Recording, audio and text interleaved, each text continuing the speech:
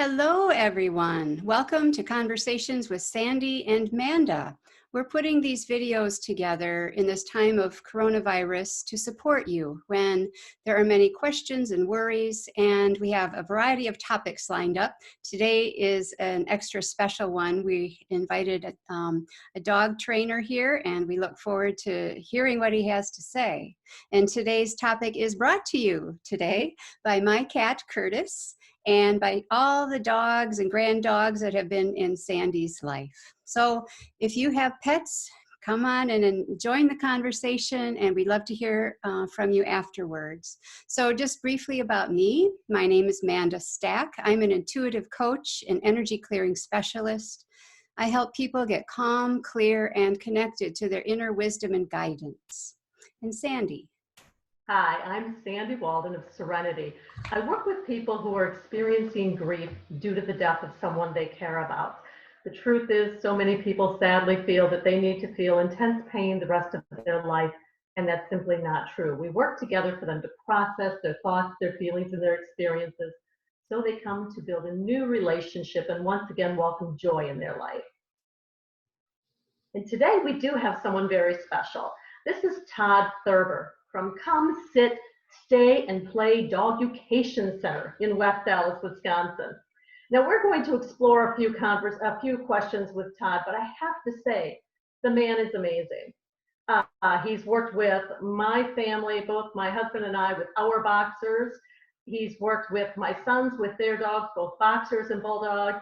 And yeah, I'm even going to let this out. I once caught him talking baby talk to the big scary dog. He embraces dogs, he loves dogs, and he teaches us to speak their language to really build our relationship to be much happier and healthier. So, with that being said, Todd, would you like to say something before we ask you a question or two? Well, thanks for having me on. I think this is a great topic, and let's just get the ball rolling here. So one thing I've noticed, Todd, is that, within the past, we're recording this in early April. And so many of us have been adjusting to different routines and schedules. A lot of us are home a lot more often now as we're sheltering in place. And that has meant a change in routine for our pets. And I've seen a bunch of funny memes on the internet about, dogs being really excited to have their owners home or being a bit confused with the change in routine. And funny, about cats kind of going, "What are you doing home still? You're interrupting my nap time." Yeah, so, different worlds, that's for sure. Different worlds. So we'd love to hear from your perspective. How are our pets doing? How are they managing? How has this impacted them? Quite honestly, dogs tend to be pretty resilient. I found actually right now, I'm seeing more happy dogs in this country probably than I ever have ever. People are actually out walking their dogs or connecting with their dogs, playing with their dogs a lot more than they're able to when they're at the everyday grind of work. And it's fantastic. The thing that kind of scares me a little bit about the whole thing actually is at the end of it all, when people, after this passes and people have to go back to their everyday routine, that's when it's going to be a little bit more of the struggle for the pets. But right now, I think they're loving it. I mean, they're just loving having their people home. And it's a great thing. And it can be dogs are just so in tune with people and our feelings. And they're so wired to pick up on little nuances that we have that we don't even realize. And they can be a great tool to help get you through hard times. They're just so in tune to picking up on things like physical gestures, facial expressions, actually even just emotions themselves. They seem to have a sixth sense about them that way. So they can really, you can really lean on them a little bit in this time of need. But it's also important too, if you see your pet getting a little bit stressed out due to situations changing. Dogs especially tend to be pretty much creatures of habit, to try to take care of them as well and make it a mutually beneficial situation for everybody involved. Which brings up a question that comes to mind for me, Todd. An awful lot of people are working from home right now. They may have children, maybe a house full, maybe one or two. How would we know if they're becoming stressed or worried? What kinds of things might we see in the dog's behavior, and how can we address that without increasing the stress level? How can we make it a better situation for the people and the dogs? Sure, that's a great question. Um, First of all, a lot of physical exercise can go a long way in just helping relieve stress in an animal. Signs that you can look for as far as stress in the animal: a dog that never before maybe suddenly wants to isolate himself or herself a little bit more. That can be a sign of stress. Just paying attention to their body language. You know, if you start to see that tail going down and tucked and kind of a little, not the nice prancy upright walk that they usually exhibit, that can be a sign too that your dogs are getting stressed out. Licking of the lips, um, a curled frown a little bit. All these things can show that your dog is maybe getting a little stressed, and then in those cases you may want to pay some attention to that. A great thing, just go out, play a little fetch with them, take them for a nice walk. And even though we're off work right now, it's real important to try to still give our dogs some type of routine rather than just a haphazard situation all day long.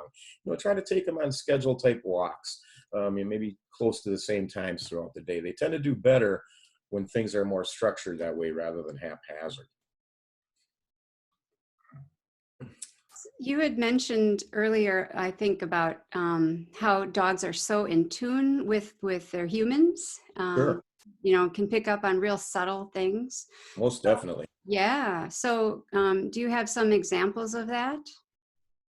Oh, it's just amazing. You can even just do little things with your dog just to kind of see how they can pick up on things. For instance, uh, it, it, have you ever noticed if perhaps your dog gets into something and you just give them a little bit of a scowl, a stern look? Boy, they pick up on that without even issuing a word. Dogs have been hardwired, so to speak, for so many generations to be able to communicate at times without even having to use vocalization to do it, because still by nature they're predators and they're hunters, and in those situations they have to remain kind of quiet when they're doing such things but still be able to communicate with each other. And they start to apply these same sciences and things to when you bring people and dogs together. They kind of try to use the same mentality that they would when they were with other dogs. All of those things make an awful lot of sense. Something else I find myself thinking about, I love the idea of this busy household with the young dog going for more walks, playing in the yard a little bit more. What about the dogs who might be a little bit older or have a health issue or something? Do the same rules apply, or do we want to shift things if they try to go and have some quiet time? How do we address this, both as the adults and if there's kids in the house? Oh, What are that's a your great question. That's a great question as well. If you have an older dog, maybe not in the best of health, you've definitely got to pay attention to their physical limitations as well, and not try to push a dog beyond his or her limits just to satisfy your own personal needs. You know, take them for a little bit shorter walk, or even just a little bit of cuddle time, things like that. There's all different sorts of things you can do with a dog without actually pushing them physically like you would be able to with a young healthy animal. And that is important as dogs age. Their exercise levels are going to decrease, and it's real important to kind of stay in tune with that and realize that, and not try to push them too hard. But a good healthy dog, they still need a good amount of exercise, usually for the most part, you know, into their older age. Just kind of scale it back a little bit, maybe a nice walk instead of a run. Mm, I exactly. love that. One of the things my grandkids are learning to do, particularly my granddaughter, is to spend time reading with the puppy. Oh, that's great. It's a little quiet time because she's not necessarily the rambunctious one. And I kind of like the idea for these kids that are working on schoolwork from home. Hmm. It might be another way to engage them and the dog at whatever age. Sure, the dog doesn't understand what's being said to them, but they're just happy to have a voice. They're going to be more than happy to sit there and listen to you read a book to them. That's great, and it gives the child too a sense of companionship, so they don't feel so isolated and alone by having that animal there with them. That is awesome. That can be great. I would definitely encourage things like that. Yeah, I love that. That's sweet. I don't have a dog currently. Just wouldn't work in my lifestyle. Although now it could, right? Um, Right. in fact, I've heard of a lot of people helping the shelters out by taking in foster animals at this time. Sure. So I don't know if you have any experience with that or have been hearing about that. I do. And that can be a great thing, but what I would hope people would also realize is there's going to come a time where this crisis ends. and their lifestyle is going to change. So I hope they're still going to be able to provide for those pets once that does happen. And please just don't go out and do it on a whim either. So what is the way, because we do know that things will shift once again and we'll return to something that we like to call normal. So how can we make that transition a little easier? Right now, our dogs are used to us being home with them 24/7, noise, activity. How can we make this so that it's a good time for them right now with us, as well as moving forward? That is great. What I like to do is I explain it to people the same way I would treat it as if with retired couples. Because many of the problems I see with dogs as far as separation anxiety issues, a lot of those problems are with with retired couples because they're home all the time with the dog. So what you're going to want to do, especially as we start to see maybe a little bit of light at the end of the tunnel here and get closer to the end of this crisis, make it a point to leave your dog home alone a little bit once in a while. Start to get them used to that, so it doesn't go from, boy, you're home 24/7 to now you're gone 8-10 hours a day like that. Leave them alone for an hour or two here or there as you go out and take a walk once in a while without them, or whatever the case may be, just to kind of acclimate them to get used to that routine again. Excellent, excellent advice. Thank you. The transition will be important. Sure, very important. Yeah. And I know you're more of a dog guy than a cat guy. I've done both, actually. Okay. I've actually done some work with the big cats in my day, even. Oh, fun. Yeah, So that was great. any thoughts for those of us who are home more with our kitty cats, and how we might reduce their stress level or help them out in this time? Promise them you'll leave again someday. I think cats are a little more resilient that way, actually, versus the dogs. They tend to do just fine whether you're there or not, for the most part. They're pretty independent type thinkers. And I don't think it's going to be quite as stressful on them. Yeah. Whereas dogs are social pack animals, and it's a Mm, lot tougher on them when you start to separate things that way. makes sense. Mm-hmm. So do you have any final thoughts or tips for us today? Well, take advantage of the time you've got with your pet right now. But like I say, is try to get a routine together for them. Leave them alone a little bit once in a while, so their world doesn't fall apart once the crisis ends. And but get a little extra snuggle time in there while you can too. I love that. And the truth is, I ribbed Todd just a little bit, but the truth is he's excellent at what he does.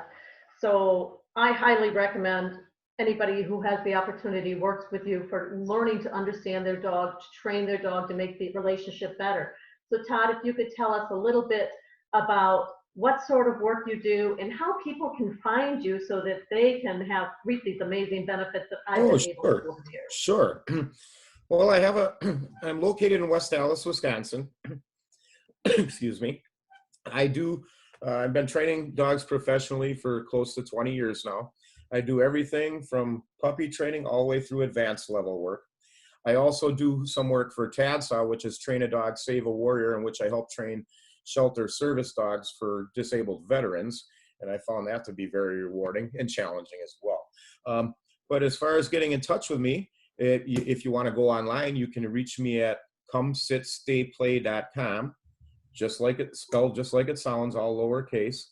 I can also be reached at 414-234-0799 for anybody who's interested. And we've got a great track record, and I can help you out with any problems that you may be having. Thank you, Todd. This was a really enjoyable and timely conversation, and we really appreciate your time. Thanks for having me. I'd love for you to have me again someday. Fun. All right. Well, as we wrap this up, Sandy and I want to say thank you for listening, everybody. And again, my name's Manda Stack. You can be in touch with me through my website at mydivineintuition.com. And I'm Sandy Walden. Todd, thank you for sharing your wisdom and taking the ribbing. You're a good-natured guy, and I really appreciate it. You can find me at sandywalden.com, and I look forward to talking to you soon. So we invite everyone to continue the conversation. Put your own thoughts, or the names of your pets, or how it's been going with your own pets, in the comments. When we'd love to hear what's going on for you. So thank you, everybody. Here are your questions. Let's put Todd on the hot seat. I guarantee he'll have really good answers. So you're right. I agree, Amanda. Put your thoughts, your questions, your experiences, and let's keep this conversation going. Be well, everyone. Goodbye.